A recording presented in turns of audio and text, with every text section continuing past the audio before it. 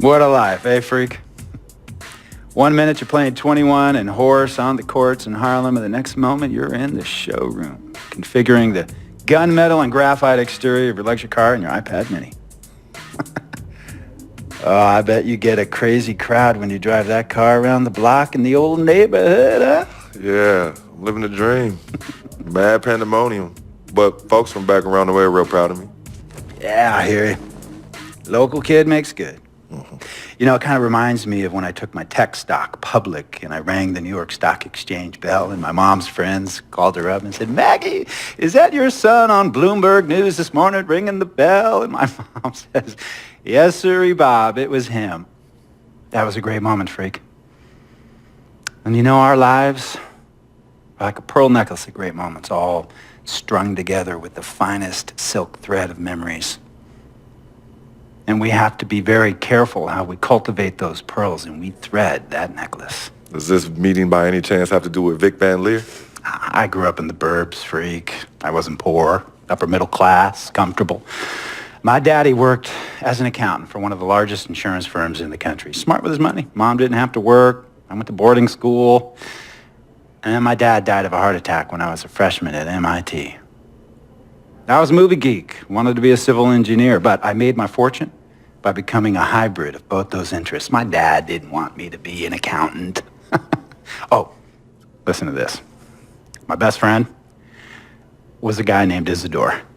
Yeah, we called him Izzy. He was one of the smartest human beings I have ever met in my life. I mean, Izzy was taking second-year college calculus courses as a high school sophomore, right? Straight-A student, full ride to MIT.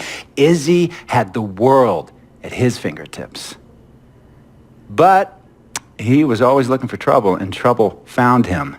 He ran with the wrong crowd. And when we got to MIT, he got this great job working for a financial consulting firm in Boston. But every weekend, he would fly to Vegas. You see, Izzy had a system for counting cards in Vegas that had the big casinos on the Strip.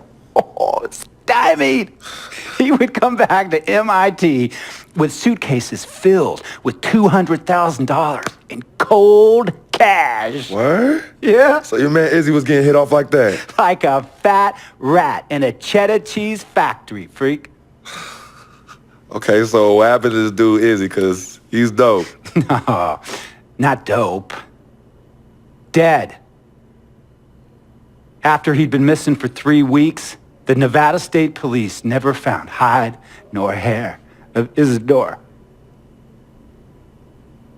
And our friendship took a hit when he asked me to hang out with him in Vegas, and I said I wouldn't do it because I knew he was on a dark and twisted path in his life. And yes, he was my dude. But no way was I going to throw my life away trying to show my loyalty to a guy who really and truly didn't understand what loyalty was all about. So this meeting is about Vic. Correctamente. Okay, well, sir, Vic isn't Izzy.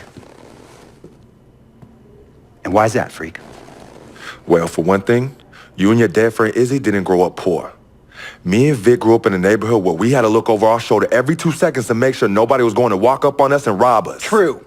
Izzy and I did not grow up in the hood. But we, like you, thankfully grew up in a 2-parent household. But even that wasn't enough for Izzy. He wasn't satisfied. He was always looking for a 5-alarm fire when he already had the warmth and comfort of a loving family. This is not about class warfare, freak. This is about the consequences of making bad choices and risking it all when you feel like you have nothing to lose. Vic is like a brother to me, sir. But you shouldn't be Brother Vic's keeper, freak. Would a brother go looking for trouble and put your career and your livelihood at risk by getting into fights at nightclubs and seedy after-hour joints and then scream to the media, "Yeah, it's all good, I'm an FOF, friendo freak. It's all misunderstanding. Y'all be haters, don't hate my game." I don't think a brother would do that to someone they really cared about, but a guy who looked at you like a meal ticket would. No. See, you don't understand Vic. Really? I don't understand. No.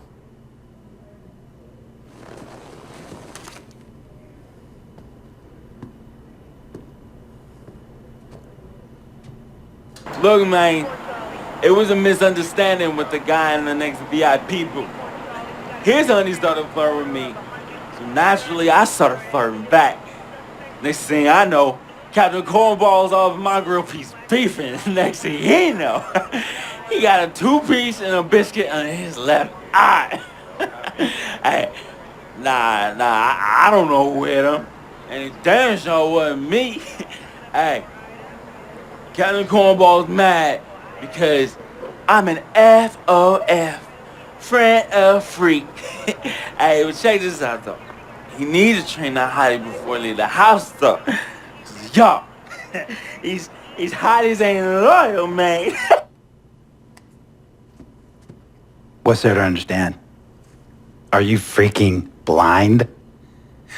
You know, I just want to know, how much did you pay your lawyers to make all this go away? Almost $100,000. Excuse me, son, I'm sorry, I couldn't hear you. I said I paid almost $100,000. Exactly. And if you keep riding shotgun with Vic, you're gonna go broke. Quick, fast, and in a hurry. Look, Vic is my friend, and I grew up with him. How many times I gotta tell you, sir? Freak, this is not a request.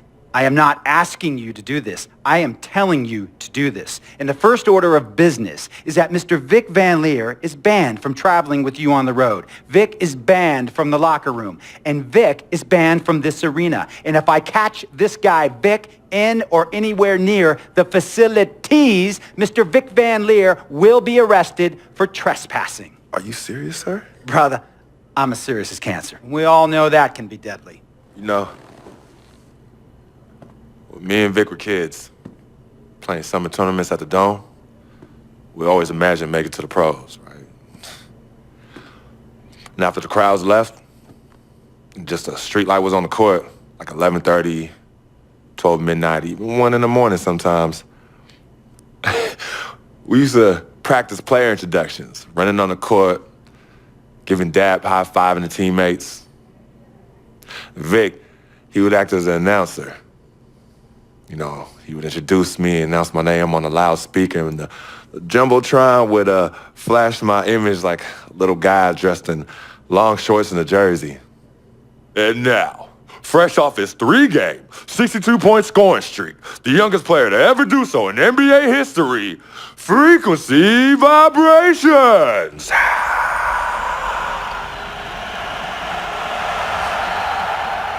So me and Vic would sit in those empty bleachers at the Dome and dream like nobody's business. And now I'm living a dream. For real. And in so many ways, Vic was part of that. Please, listen to me. I mean, I know this guy's your dude from way back. Look, me and Vic go way back like the front seats of a 67 Cadillac. That's good. We go way back. Did you say front seats? Front seats of a 67 Cadillac. We go way back like the front seats of a 67 Cadillac. Well, Jiminy Crickets.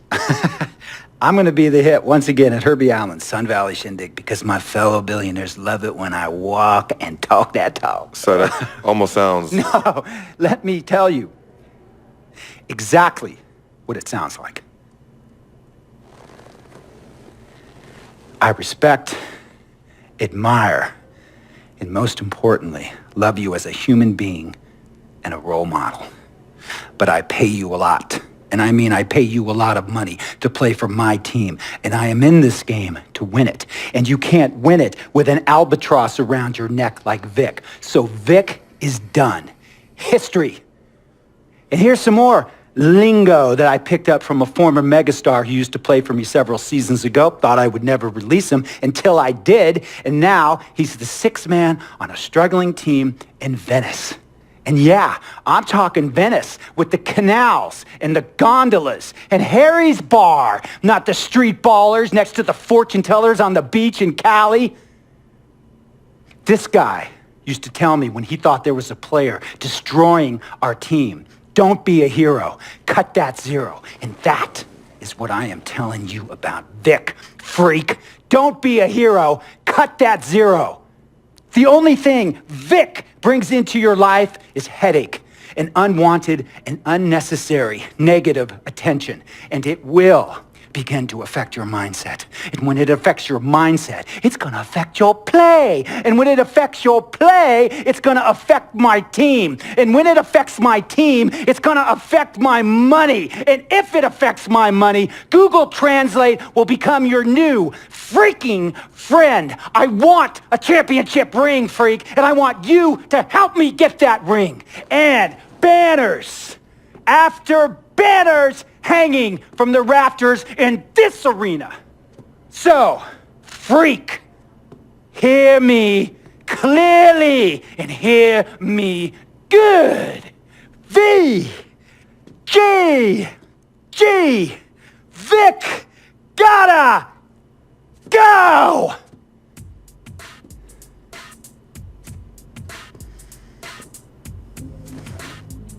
Handle your business.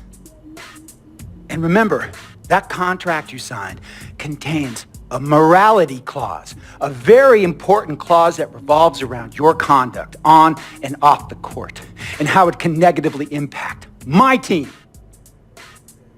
Now, I don't want you to have to learn Italian or Croatian as a second language. And hey, playing pro ball overseas, there's nothing wrong with that.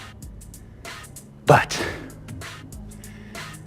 the arenas are nothing like this, nor will the money be the same.